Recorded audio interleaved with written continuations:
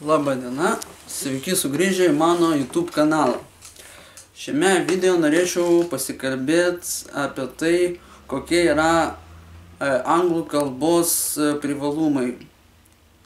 Kokių privalumų įgyjat, kai prašnekot angliškai, galit susikalbėti angliškai, galit rašyti angliškai, galit skaityti angliškai. Taigi, visų pirma, galima paminėti didesnės galimybės įsidarbinti tiek Lietuvoje, tiek užsienyje.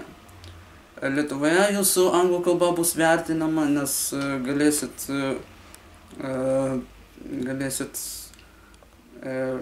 daugiau padaryti, daugiau nuveikti, žinant anglų kalbą. Taip pat, jau nekalbant apie gyvenimą užsienyje, kur jūs, nežinodami vietinės kalbos, galėsite susikalbėti tik angliškai.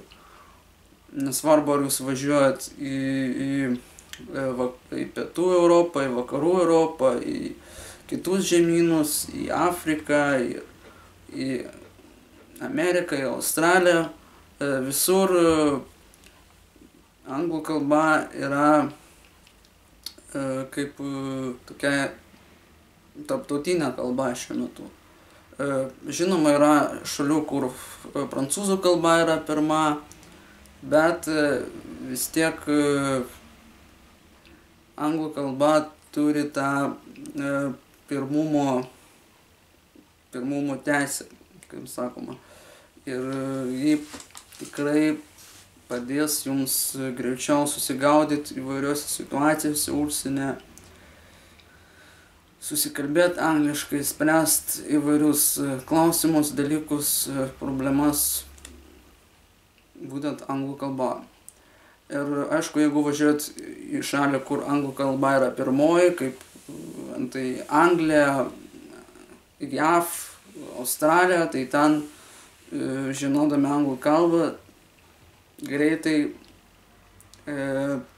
įsiliesit į visuomenę ir galėsit daug nuveikti. Taip pat gyvendami Lietuvoje, kaip ir sakiau, turite daug privalumų, jei jums pavyko išmokti anglų kalbą. Visų pirma, jūs galit bendrauti su kitų šalių piliečiais, jūs galit gyvai su jais bendrauti, jūs taip pat galit lengviau virtualiai su jais bendrauti per įvairius forumus, per internetą ir taip platinti ir įvairias idėjas, užmegzti įdomias pažintis ir įvairiapusiškai vystytis. Manau, tokie yra anglų kalbos privalumai. Trūkumų, man galva neateina kol kas. Gal jūs sugalvosit, nežinau. Bet tokie yra anglų kalbos privalumai. Kaip sakiau, tai dabar yra tarptautinė kalba. Daugiausiai dokumentų yra būtent anglų kalba, visas internetas yra anglų kalba. Taigi, įgysit daug privalumų ir lyginsim su žmonėmis, kurie nežino anglų kalbos.